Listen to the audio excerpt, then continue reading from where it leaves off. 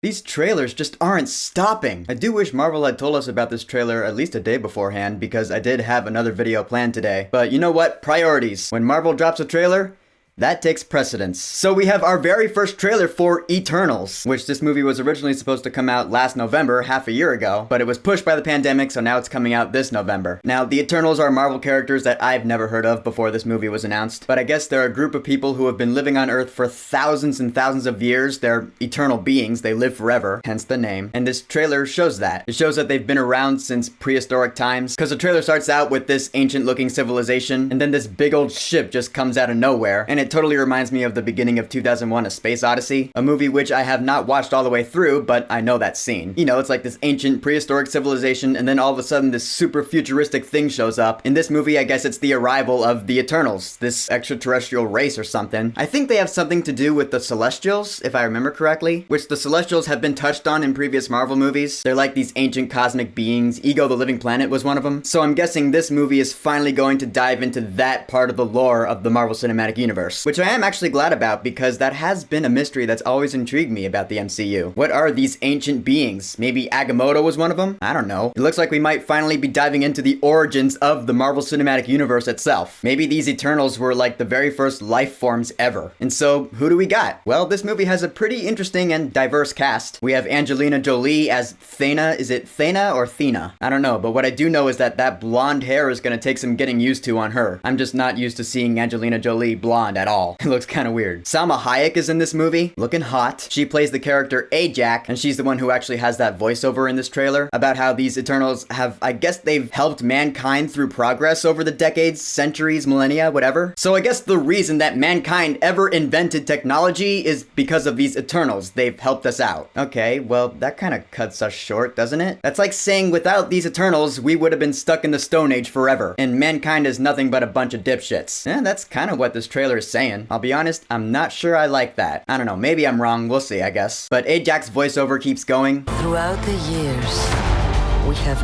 never interfered.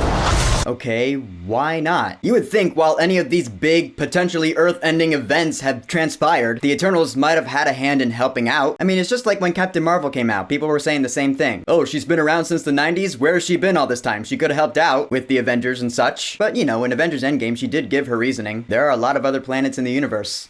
And unfortunately, they didn't have you guys. Alright, well, that is good reasoning. But the Eternals, on the other hand, they have been on Earth all this time. I guess the Avengers have been doing a fine enough job, but I can't help but think that if the Eternals had helped out during the Infinity War, then half the population of the universe might not have been blipped out of existence. Ever think about that? Then again, that might not have been true, because Doctor Strange predicted the future, and, you know, even if the Eternals had helped out, Thanos still would have won. Man, that scene is just genius. Anyway, back to this trailer. Salma Hayek's voiceover concludes that the Eternals have never interfered with mankind until now. So you gotta think, what is bringing the Eternals out of hiding? Is it the Deviants? Because I read in the synopsis that those are like the bad guys in this movie. The Deviants are like the rivals to the Eternals. I don't know what their goal is. I don't know what their deal is. But I do imagine that once the Eternals do come out of hiding, people are gonna be like, hey, where have you been all this time? You know, they're gonna bring up the same questions that I just did. So I wonder how that's gonna go down. I do like the visual effects in this trailer though. The overall aesthetic, actually. It looks really cool, that intricate design that goes with other technology. It looks very unique. There's a scene you see with Kumail Nanjiani. It looks like a Bollywood musical number. That looks really cool. You see Gemma Chan and Richard Madden. It looks like their characters are like a romance that has stuck the test of time, which really reminds me of Nikki and Joe from The Old Guard, because it's pretty much the same thing. These immortal beings who have become soulmates over the millennia. That is true love right there. That's really cool. When a couple has been in love for thousands of years, that's how you know that they were created for each other. I don't know. I just like that concept. I don't care if that makes me sound like a sap. Although, speaking of actors who are in Game of Thrones, we see Kit Harrington in this trailer, and his character I'm actually looking forward to seeing because it's Dane Whitman. He's not one of the Eternals. He's actually playing a character known as the Black Knight. And the reason I know that character?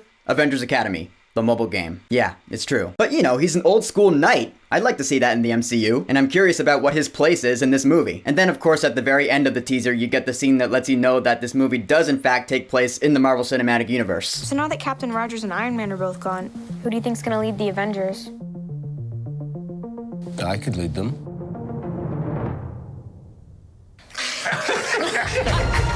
To be honest, I don't know what the future of the Eternals in the MCU is after this movie. I imagine this isn't the only movie they're gonna be in. There's probably gonna be a sequel or two, but of course right now it's too early to talk about that. For now, I'm just gonna say that Eternals, yeah, sure, it looks interesting. It's not one of the upcoming Marvel movies I'm looking forward to the most, but you know what? Oscar-winning director Chloe Zhao was directing it. I'll be honest, I haven't seen Nomadland. I saw previews for it though, and that's why I'm like, the aesthetic does look very unique. The aesthetic in this movie does kind of look like the previews I saw for Nomadland. Kind of, from what I remember anyway. Kevin Feige said that this movie is like one of their most ambitious movies yet. So I guess this movie's gonna be a pretty big deal for the MCU. I don't know how, but I'm looking forward to seeing, of course. Cause it's another Marvel Cinematic Universe movie. I'm always gonna be excited for that, unless it's Black Widow. So, the official teaser for Eternals. Have you watched it yet? What do you think about it? Whatever you think, go ahead and leave a comment.